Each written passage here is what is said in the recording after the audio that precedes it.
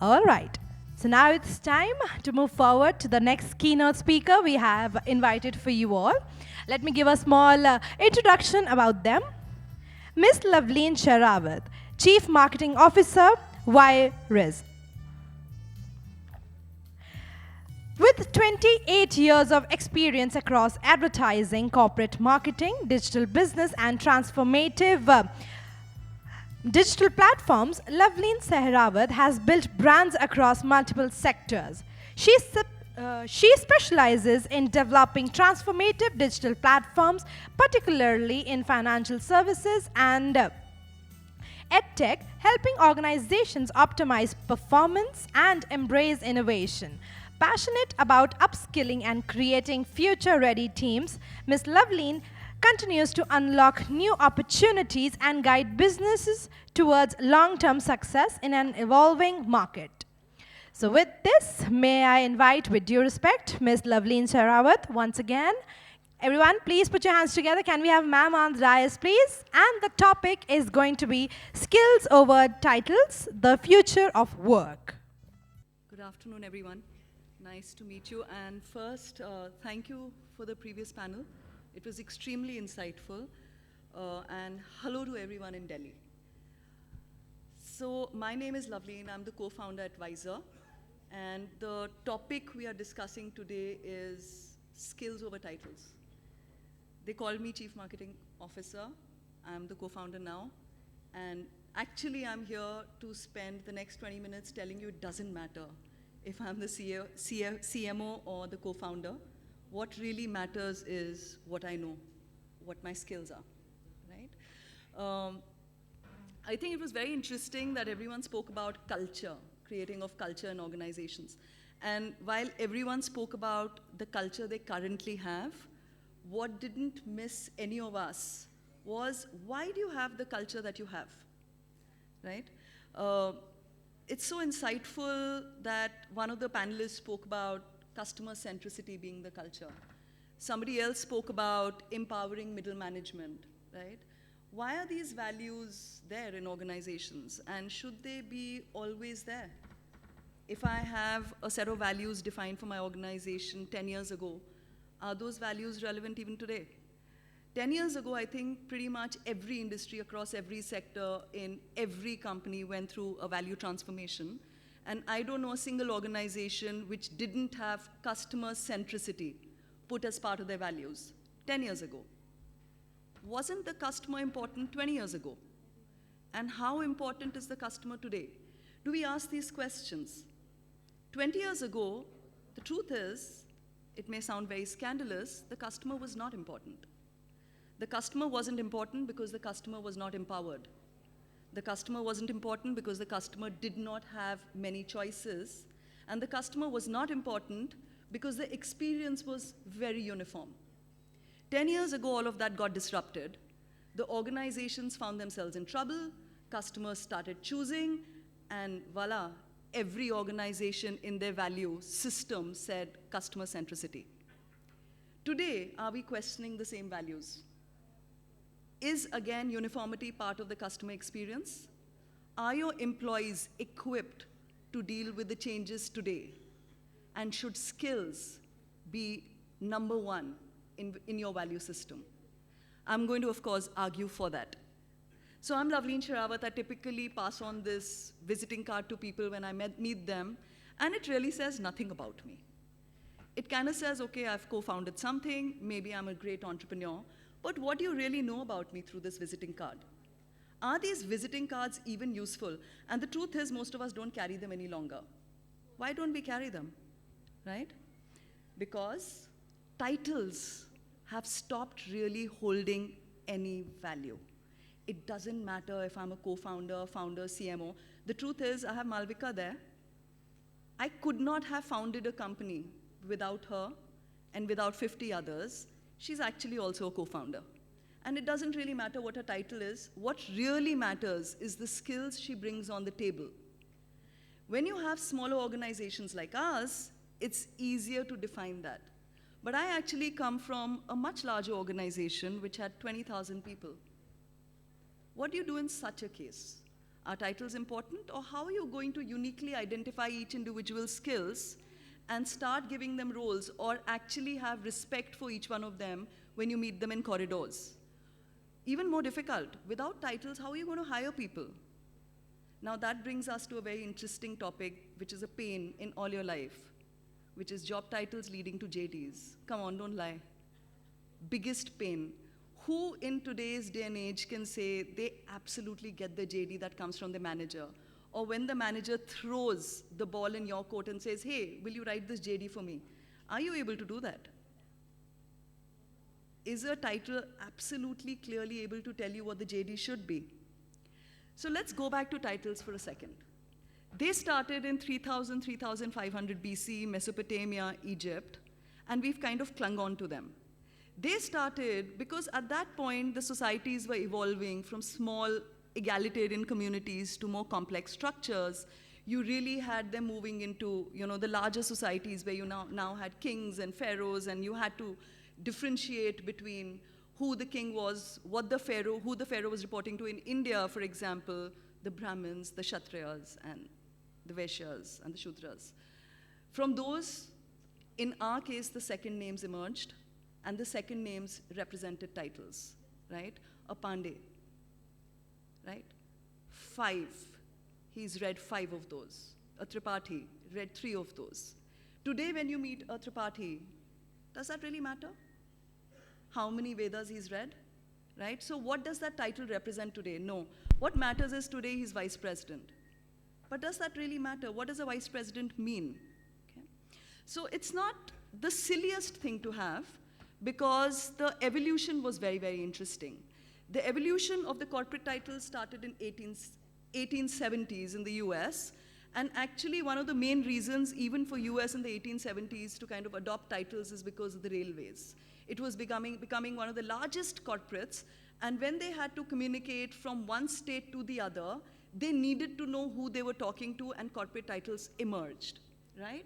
The interesting part at that time about the titles, though, was whether you were in A industry or B industry, in A country or B country, and look at all the multinationals, they pretty much meant the same thing. A general manager was a general manager in one company versus the other and was heading operations, right? A board member was advising the CEO, and so on and so forth. Today, however, this has become very, very ambiguous. The change happened about a decade ago. We've started recognizing the change only in the last few years, right? I know a decade and a half ago when I was in advertising, when we could not really give somebody a big promotion, we would add a senior to their title. It was a 50 paisa visiting card, right? Oh, you're a vice president, I can't really give you a promotion.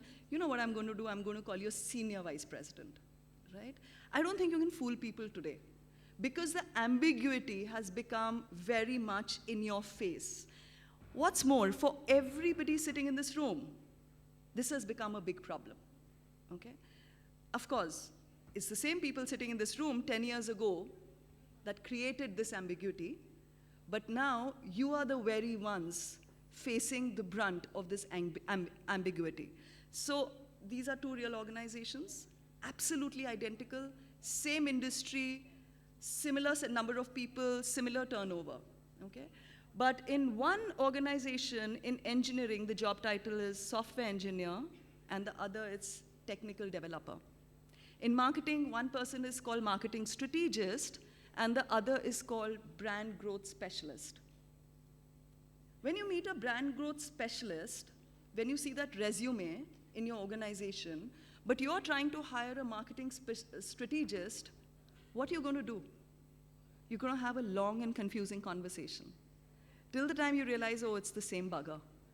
And then you're kind of going to look at the salaries, and you're going to say, why are the salaries so different? Then you're going to get into levels in your organization and say, oh, it's the same bugger, right? So that's what's really happening in organizations. Let's be truthful. But why is the reason? What is the reason for this ambiguity? 2. First, and we spoke about culture. First is the culture of the organization. In titles, we want to really demonstrate the culture of an organization. So in one organization, the person is called business growth manager, And the other organization, the person is called Sales Strategy Manager. Now, just by looking at these two titles, you're like, okay, one is about growth, the other is strategic, right? I get that. Really, who gets that? I know we're doing a lot of navel gazing, but is the external world also reading into the titles as they are intended to be in your rooms? Number two, you have to position your organization because compensation is always a big issue, right? So you're trying to kind of up the pitch to the candidate who's being a little sulky and not completely ready to join you. So you're like, okay, you're a senior analyst, I'm going to make you a lead analyst. Is the role changing? Is the compensation very different? But you've now created ambiguity in your very organization within one interview. And nobody really cares. You're like, okay, let's give him lead analyst. He'll join us, or she will join us. Yeah?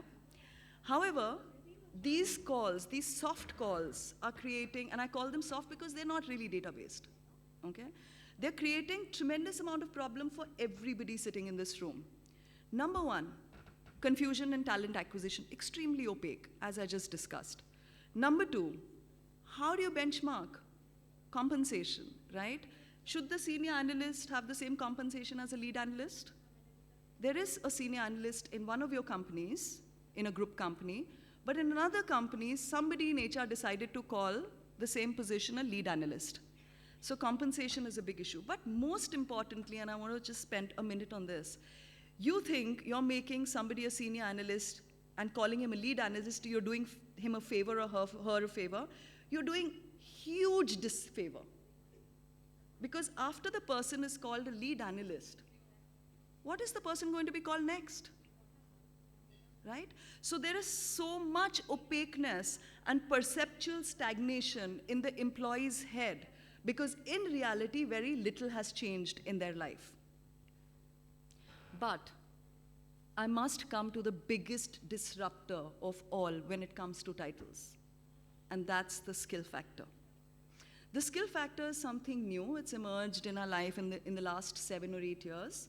But post-COVID, with the change and total disruption of the digital and technical world, this factor is keeping each one of you awake. I have no doubt you've subscribed to Coursera, Udemy, LinkedIn Learning, or whatnot.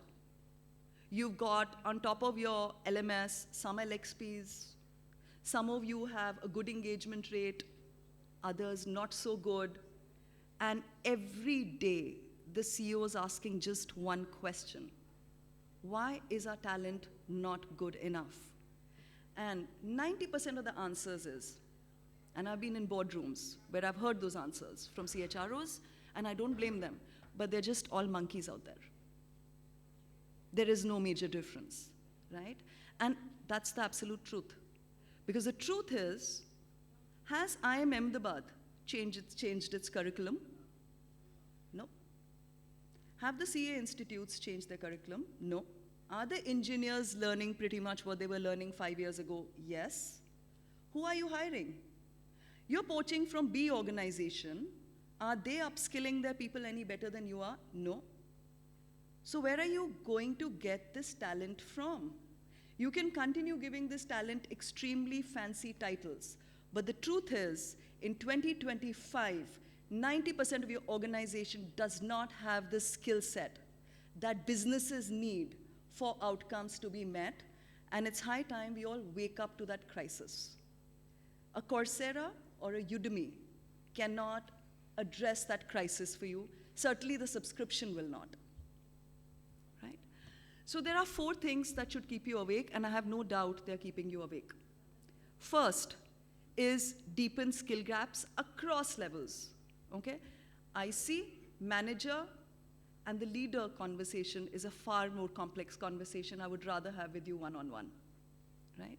This is across every industry and every function. This was recognized far more easily in functions like IT, analytics, digital marketing, business management 10 years ago.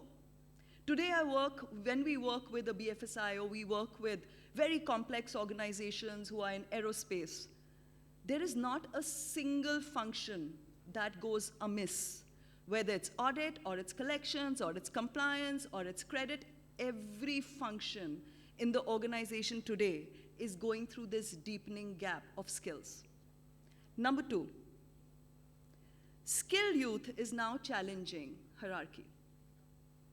You'll all smile to yourself when I say this, that it will not be amazing for any of you to notice that ICs in many, many skills know more than the managers.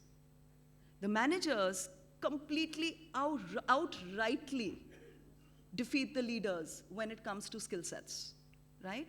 Because of course the ICs are born in a certain age, so they are upskilling to the environment, but even they, 2 years down the line, would require upskilling. So they are challenging the hierarchy, right?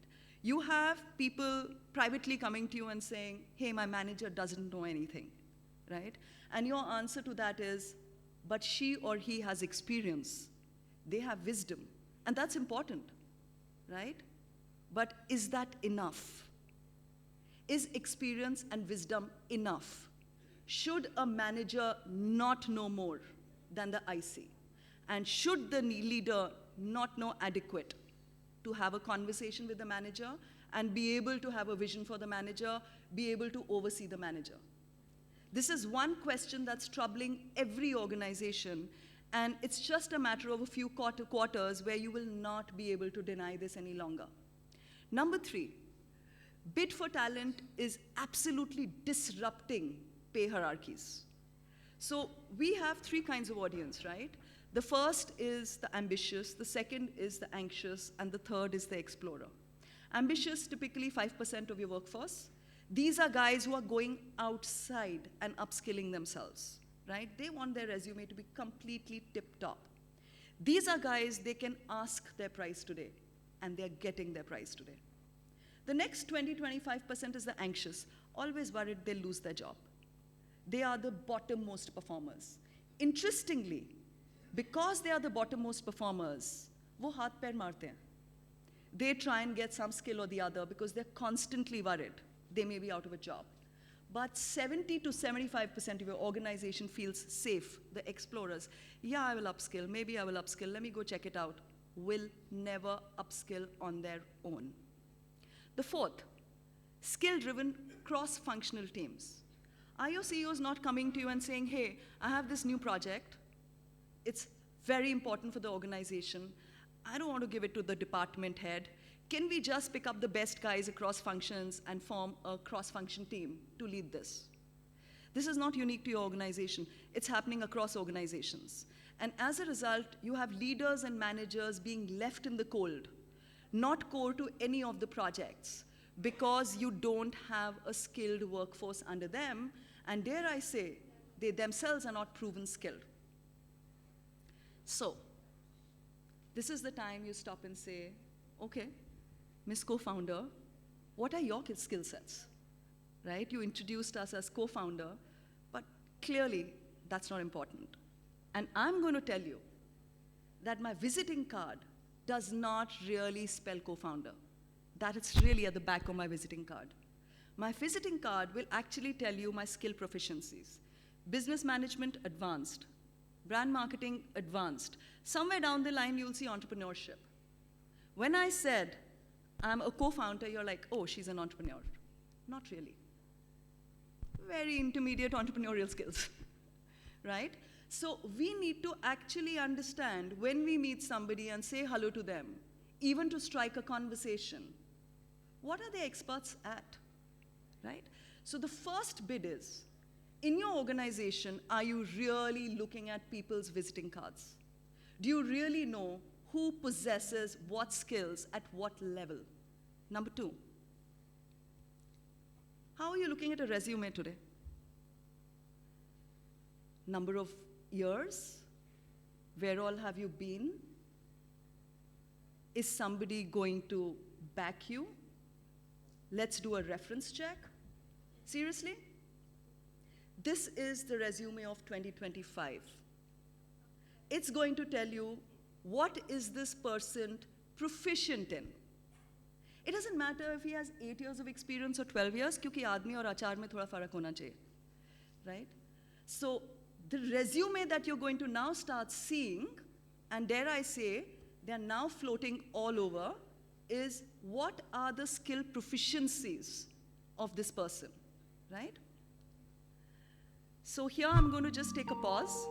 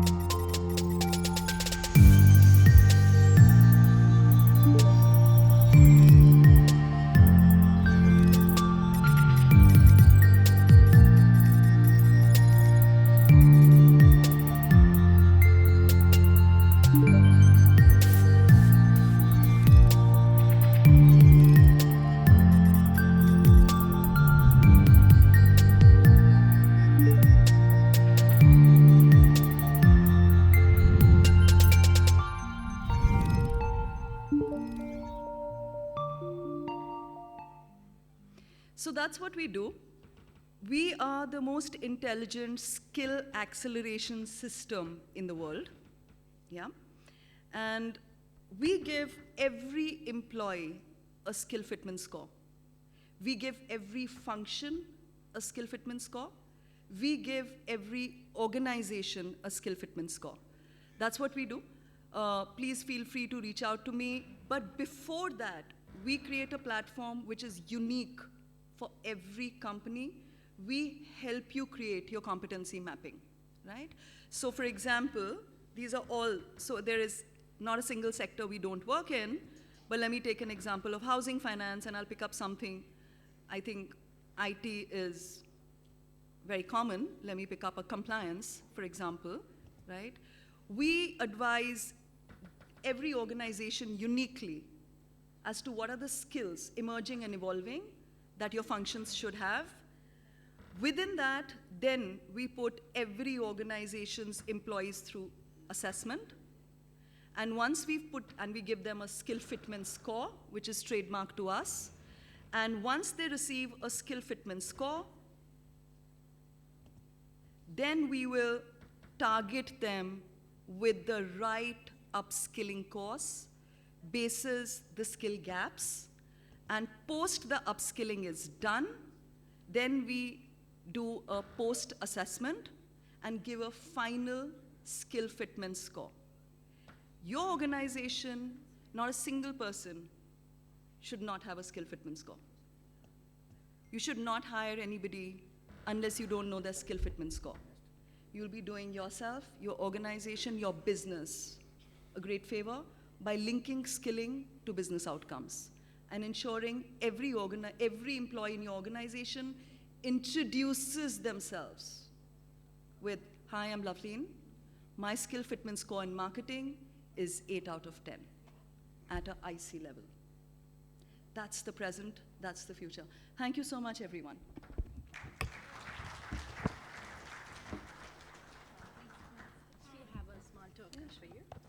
Everyone, please give ma'am a huge round of applause, please. Let's give in some energy, everyone. Please wake up. Come on, everybody.